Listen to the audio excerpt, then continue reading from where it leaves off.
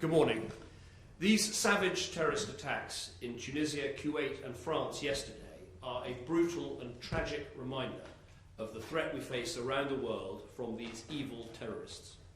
This morning I've chaired a second COBRA meeting focusing on the attack in Tunisia. I will ensure we do all we can to help those affected and to protect people from this terrorist threat.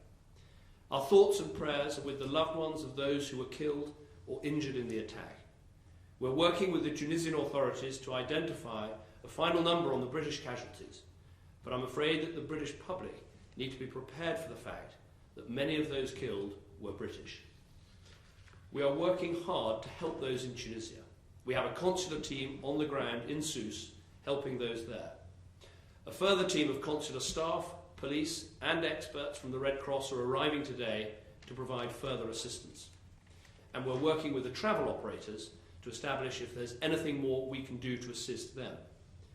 We will do everything necessary to get people home, including those injured.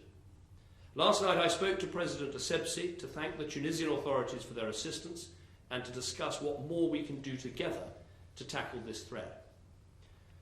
These were innocent holidaymakers, relaxing and enjoying time with their friends and families. Like the victims in France and Kuwait yesterday, they did not pose a threat to anybody. These terrorists murdered them because the terrorists oppose people and countries who stand for peace, tolerance and democracy, wherever they are in the world. But these terrorists will not succeed. For as much as they try to divide people around the world, they will only unite us more strongly in our determination to defeat these Islamist extremists and all that they stand for. We will keep working with our partners around the world.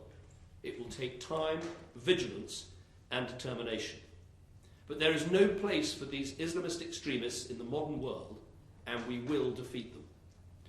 We will keep the public informed of further developments, and I'll make a statement in the Commons on Monday.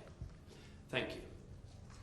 Prime Minister, with accounts from Britons in Tunisia saying they had more help from the Tunisian authorities than the British, are there any lessons learnt? And domestically, with threats to armed forces today, are you confident that the British public are safe at home?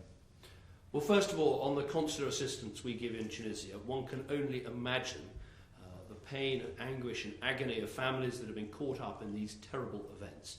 We have a team on the ground in Sousse. They're working hard. I've been speaking with them on a video link this morning, and we'll be getting further a full deployment team arriving later today to give even more help to the families, and we'll do whatever it takes to help them.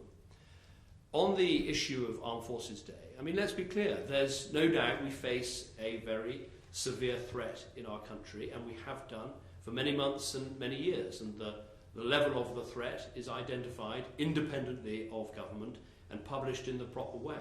But today is about paying tribute to our armed forces and their families who do so much to keep us safe, and we should proceed with those events. Of course, there will be heightened security at those events, and indeed, of course, at other commemorations that are taking place and celebrations taking place today. The most important thing is to carry on thanking our armed forces for the work that they do, knowing that in our country we face a severe terrorist threat. But if we work together, if we're vigilant, if we back our police and anti-terrorism forces, if we combat this poisonous narrative of Islamist extremism that is radicalising too many young minds in our country, if we do all those things and show the persistence and the determination that I've talked about, we'll overcome.